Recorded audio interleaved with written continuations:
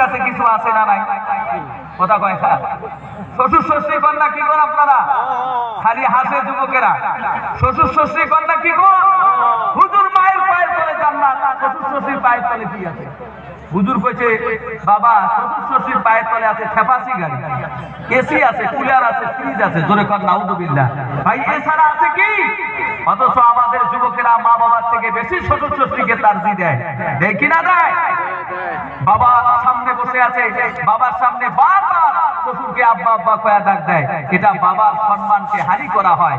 বলছে যুবক তোমার আব্বার সামনে অন্য কাউকে বাপ কয়া ডাকবে না, নালে তুমি জারুয়ে। জোরে কর নাউযুবিল্লাহ।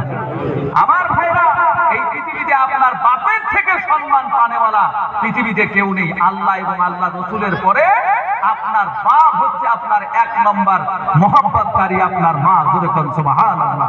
আমি আজকে যত মা বোন এসেছি, মা বোনদেরকে আজকে ওসিয়ত করে যাই, আপনারা বলেন আপনার স্বামীদের জান্নাত কার পায়ের তলায়? কোন কার পায়ের তলায়? মেয়েদের এই যে মহিলা আপনারা কারা কারা বিয়ে করছেন একটু হাত তোলেন তো। মাশাআল্লাহ, হাত নামান, আল্লাহ কবুল করুক। তাকবীর লাগা, নারায়ে তাকবীর। কোরআন হাদিস যেখানে, মসজিদ মাদ্রাসা যেখানে, আলিম ওলামা যেখানে, নারায়ে তাকবীর। তাকবীর হয় না, এগুলো মুসলমানের আওয়াজে নেই গালার মধ্যে।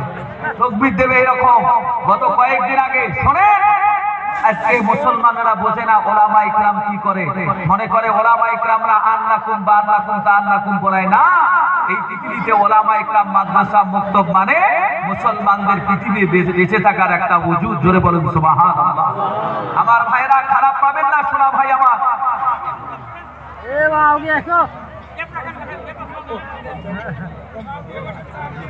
ভাই পিছনের মানুষগুলো জান্নাত দিবে না। এর মধ্যে এক ব্যক্তি যারা নিজের বিবি বাল বাচ্চাকে পর্দায় রাখে না। আল্লাহ রাব্বুল আলামিন সূরা হামিম সাজদা 24 বার 28 নম্বর আয়াতে আল্লাহ পাক বলেন ওয়া